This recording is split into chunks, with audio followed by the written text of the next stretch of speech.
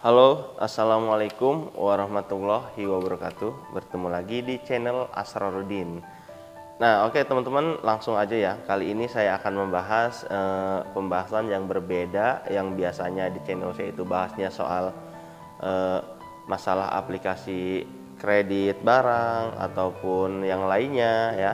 Kali ini saya mau bahas tentang BPJS Kesehatan.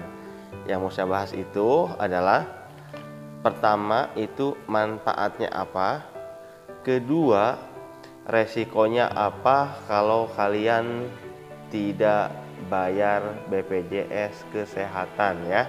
Karena kita wajib membayarnya per bulan sesuai dengan kelas yang kita pilih. Karena BPJS itu ada 3 kelas, yaitu nomor 1, nomor 2, dan juga nomor 3. Oke, lanjut aja ke manfaat BPJS Kesehatan. Nah, BPJS Kesehatan itu manfaatnya sangat banyak ya. Sangat banyak. Pertama, ketika amit-amit kalian masuk rumah sakit, mungkin yang mau lahiran, mau sesar, mau operasi, mau dirawat, itu kalian gratis. Enggak gratis sih, emang itu iuran kalian ya. Tapi itu misalkan kalian operasi itu membutuhkan uang misalkan 15 juta. Nah, dengan BPJS itu walaupun nominal kalian baru daftar 6 bulan, itu kalian bisa nge-backup harga ataupun biaya operasi teman-teman ya. Nah, itulah manfaatnya BPJS karena kita gotong royong ya, bukan hanya kita tapi seluruh di Indonesia. Itu adalah salah satu manfaat. Dan bagaimana kelas-kelas yang nomor 1 sampai nomor 3. Nah, saya jelaskan juga. Setiap kelas itu ada harga ataupun beda ya biayanya ya. Kalau misalkan kalian ikut BPJS Kesehatan dengan kelas 1, itu harganya kalau sekarang kurang lebih 100 deh kalau nggak salah ya. Kalian bisa cari di internet, itu banyak. Pokoknya kelas 1 itu harganya lebih tinggi, yang kedua ya lumayan menengah, dan yang ketiga itu paling rendah ketiga teman-teman ya. Kalau nggak salah kelas 3 itu 30.000 lebihan kalau nggak salah ya. Itu aturan pemerintah 2020 kalau nggak salah ya. Bisa kalian lihat aja masalah harga ya. Nah, apa sih fungsinya kelas 1, kelas 2, kelas 3? Oke, fungsinya itu ketika kalian dirawat, kalian akan mendapatkan sesuai kelas BPJS Kesehatan kalian. Contohnya misalkan kalian kelas 1 BPJS nih ya.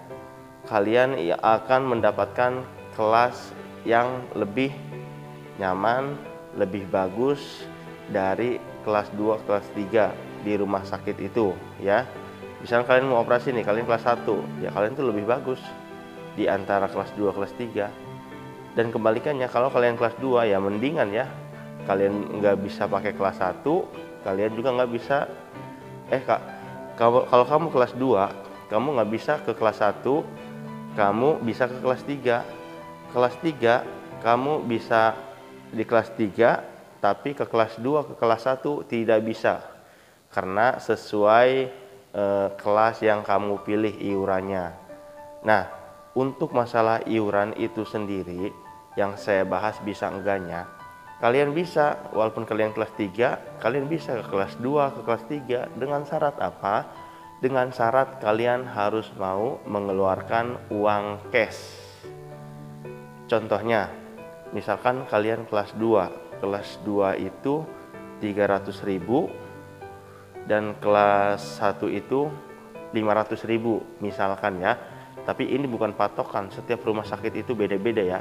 Kenapa saya ngomong seperti ini? Karena saya juga referensi dari teman-teman ya. Jadi seperti ini teman-teman ya. Waktu itu kelas 2 kosong karena kamarnya penuh, dan ada kelas 1 di rumah sakit itu yang masih kosong. Akhirnya dia bela-belain mesen kelas 1. Tapi dengan syarat misalkan kelas 2 itu kalau nggak salah cuma berapa duit ya? Mungkin 300 ya kelas 2 ya, kurang lebih segitu ya. Maksudnya di BPJS-nya itu. Nah, misalkan kalian kan 300, kelas 1 itu kan 500, berarti kalian harus nambah 200.000 selama kalian dirawat. Itu untuk per hari. Misalkan kalian 5 hari dirawat, berarti 200 dikali 5 ya. Itu teman-teman ya. Tapi ingat, ini bukan patokan, setiap rumah sakit punya harga berbeda-beda ya. Dan masalah harga BPJS lebih realnya kalian bisa cari di Google, oke? Biar nggak salah paham. Nah, lanjut. Oh iya, satu lagi yang belum saya bahas. Selain kalian kayak dirawat inap, operasi atau lain sebagainya, kalian juga bisa menggunakan BPJS ini berobat jalan ya teman-teman ya. Berobat jalan, contohnya kalian sakit, kalian ke klinik sesuai BPJS ataupun sesuai alamat kalian terdekat ya. Jadi kalian bisa menggunakan, hanya cukup bawa BPJS, nggak usah bawa uang ataupun bayar cash teman-teman ya. Oke, langsung lanjut. Nah, banyak sekali pertanyaannya dari teman-teman ini ya di sosmed dan juga yang rekomendasi ke saya. Bang, itu gimana sih ya masalah BPJS kesehatan? Misalkan kita nggak bayar nih, namanya orang kan kadang ada duit, kadang nggak ada duit nih. Dia nggak bayar sampai misalkan 3 bulan. Oke, saya jawab ya, itu namanya hutang. Kok hutang? Kan itu punya kita, ya kita hutang sama pemerintah ya, punya hutang. Kenapa bisa jadi hutang? Gini loh teman-teman ya, karena itu udah kebijakan pemerintah, jadi kita juga nggak bisa apa-apa ya. Kalau misalkan kalian nunggak, misalkan 3 bulan ya, ya kalian harus bayar 3 bulan. Misalkan sebulannya kelas 3 ya, saya bahas kelas 3 dulu. Ini hanya referensi aja. Misalkan kelas 3 itu 35.000. Ya 3 bulan dikali 35.000 itu berapa teman-teman ya. Nah, jangan lupa itu ada dendanya ya. BPJS kesehatan itu ada dendanya ya. Saya ngomong begini pernah ngalamin juga ya, salah satu keluarga saya ya. Jadi waktu itu saya cerita sedikit. Dia itu nunggak itu kalau nggak salah hampir ya kurang lebih 8 bulan kalau nggak salah ya. 8 bulan lah, 8 bulan, betul 8 bulan. Nah waktu itu memang dia itu kebetulan lagi hamil dan nyiapin BPJS. Yaitu dia udah terdaftar sebelumnya, tapi dia mungkin ya karena masalah ekonomi atau apa, akhirnya dia sampai nunggak berbulan-bulan. Nah dia ngurusin lagi, dia bayar cicilannya itu kelas 3 dikali 8. Nah, ada dendanya 500.000 dan dibayarkannya harus lewat pos. Ya. Kita kalau ke BPJS kesehatan kan itu harus bayar cash ya ke kantornya kalau kita udah nunggak terlalu lama. Pasti dia akan menanyakan, dia tidak akan bahas masalah denda. Tapi ketika kalian pakai di rumah sakit, mau dioperasi atau dirawat atau rawat inap ya, itu akan ditanyakan dan akan terdeteksi di komputer bahwa kamu itu masih punya denda ya, bukan bukan iuran yang tertunda. Nah waktu itu kaget saudara saya udah bayar kemarin di BPJS kesehatannya gitu kan, kenapa kok ada denda? Nah saya kira waktu itu permainan rumah sakit gitu ya, sampai emosi gitu ya, wah kurang ajar nih gue diduitin gitu kan. Nah, akhirnya pas ngurus ternyata rumah sakit juga nggak bisa nerima, kayak itu bukan, nggak ada urusannya Pak sama kita, cuma dikasih kode suruh kirim ke sini, itu dikirim ke pos, itu dendanya lewat pos ya, lewat pos gitu. Jadi intinya apa sih, kalau kita nggak iuran ataupun pengen berhenti, no, nggak ada solusi yang namanya berhenti ya. Saya juga udah nyari referensi di internet ya biar memastikan. Saya baca ada cara satu-satunya berhenti menjadi BPJS kesehatan, yaitu jalan satu-satunya. Maaf nih ya, saya baca di blog ya, tapi ini hanya bukan patokan ya. Dan mohon maaf kalau misalkan saya banyak salah kata atau salah ucapan, ya mohon dimaklumi atau tolong dijelaskan di deskripsi ataupun di kolom komentar ya kalau kalian lebih tahu. Nah, apa ya, lupa gua nih. Jadi gini ya, misalkan apa ya tadi lupa.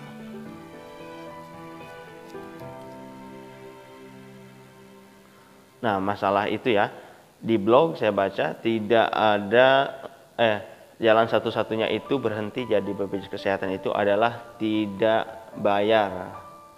Tidak bayar ya. Itu jalan satu-satunya, akan dinonaktifkan. Pas saya baca terus, ternyata pembahasannya akan dinonaktifkan, tapi dia bahas lagi tetapi ketika kita membutuhkan BPJS itu, kita akan daftar, kita tidak bisa daftar dari awal karena data kita udah ada. Kita bisa lanjut lagi tapi harus bayar tunggakan yang sebelumnya kita nggak bayar. Sama aja ya, itu namanya bukan solusi nonaktifkan.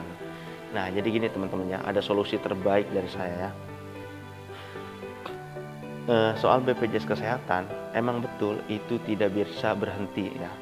Ada teman saya juga ya yang minta di review seperti ini biar orang-orang pada tahu ya BPJS itu seperti apa sih, BPJS Kesehatan gitu ya. Tapi manfaatnya kan udah saya bahas ya. Dia itu mungkin nggak paham juga, nggak banyak nanya dan nggak pernah mikirin hal kayak gitu. Dia waktu itu nggak daftar, dan udah daftar mungkin ngerasa BPJS-nya nggak pernah dipakai, nggak dia bayarin ya, nggak dia pakai ya, nggak dia bayarin. Itu dia udah berkeluarga, udah mungkin 1, 2, 3, 5 ya, 5 kepala itu kan dia bayar pribadi ya. Ini kita ngomongin bayar pribadi teman-teman ya. Nah, dari 5 itu berapa tahun itu ternyata dia dendanya itu hampir 8 juta. Bukan denda, itu iya sama denda 8 juta ya teman-teman. Sama denda 8 juta. Nah, sampai sekarang dia jadi bingung. Akhirnya sama dia ya itu sih balik lagi ke orangnya masing-masing ya. Dia sendiri nggak dia urusin gitu, ya udah gitu ya, pemerintah juga nggak maksa ya, berarti ya udah dia nggak bayar gitu kan. Tapi dia sewaktu-waktu kalau butuh BPJS Kesehatan maka dia harus bayar dulu, yaitu 8 juta. Dan ingat, semakin hari semakin bulan nggak bayar akan bertambah terus ya teman-teman ya. Jadi solusi terbaiknya kalau kalian pengen berhenti bayar hanya satu. Pertama, jika kalian tidak bekerja dan benar-benar tidak mampu untuk membayar BPJS Kesehatan. Dengan cara apa? Dengan cara kalian hubungi ataupun bilang ke RT RW setempat kalian dan minta didaftarkan, yaitu BPJS Kesehatan pemerintah ya.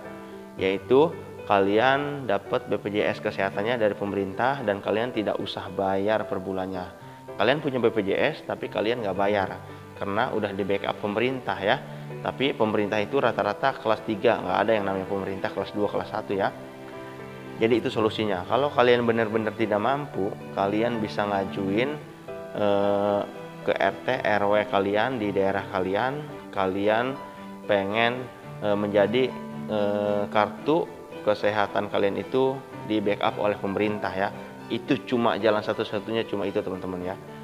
Ya sekarang gini ya, namanya manusia sih ya, siapa sih yang mau sakit, tapi kan kita antisipasi ya, gimana caranya amit-amit ketika kita sampai sakit parah, dirawat. Bayangin dirawat sampai operasi itu jutaan loh ya, ada yang 16 juta, 10 juta tergantung rumah sakitnya teman-teman ya. Jadi untuk teman-teman udah saya bahas nih ya, mungkin saya lebih ngelurusin lagi ya. Jadi kelebihannya BPJS itu banyak banget, tapi kekurangannya itu bukan kekurangan sih menurut saya, emang udah aturan pemerintah ya. Saya ya udah ikutin aja gitu ya, karena itu juga kita gotong royong bantu saudara-saudara kita juga ya. Jadi misalkan tuh 10 juta yang dipakai ya, itu pakai uang kita gitu. Nah, enaknya juga ketika kita sakit dan mengalami hal yang sama seperti operasi atau apa, kita juga enak teman-teman ya. Jadi itulah untungnya dan gak ada ruginya sebetulnya. Cuma ruginya itu apa ya? Yang gak ada ruginya sih, cuma tergantung orangnya sih. Kadang orang banyak juga yang mikir, lah ngapain gue gak pernah sakit gitu, terus gue bayar mulu tiap bulan gitu, uang gak bisa dicairin. Nah oke, saya nggak bisa ngomong apa-apa, itu balik lagi ke orangnya. Kalau saya pribadi, saya bayar BPJS Kesehatan itu untuk saya kedua juga, walaupun kita nggak sakit, alhamdulillah, syukur-syukur ya, ya kita amal aja, amal ya, ya tapi balik ke orangnya, oke? Karena kalau kalian sampai stop bayar itu pun jadi hutang teman-teman ya, jadi hutang. Nah, yang namanya kita nggak tahu, sewaktu-waktu ketika kita sakit, ya itu harus bayar dan ada dendanya pula ya. Oke, mungkin cukup itu aja soal BPJS Kesehatan. Jadi untuk kalian yang misalkan punya BPJS Kesehatan, terus kalian bingung, ya bisa kalian telepon CS BPJS-nya, kantor BPJS-nya, ataupun tulis di kolom komentar, kita sharing bareng-bareng ya. Dan apabila saya banyak perkataan yang salah, ataupun penjelasan yang kurang maksimal, ataupun video yang apa adanya, mohon dimaklumi, semuanya apa adanya. Dan kalau ada yang lebih paham, kita sharing aja teman-teman ya. Oke, mungkin cukup itu aja dari channel Asrarudin. Jangan lupa subscribe dan juga like channel ini. Terima kasih banyak. Wassalamualaikum warahmatullahi wabarakatuh.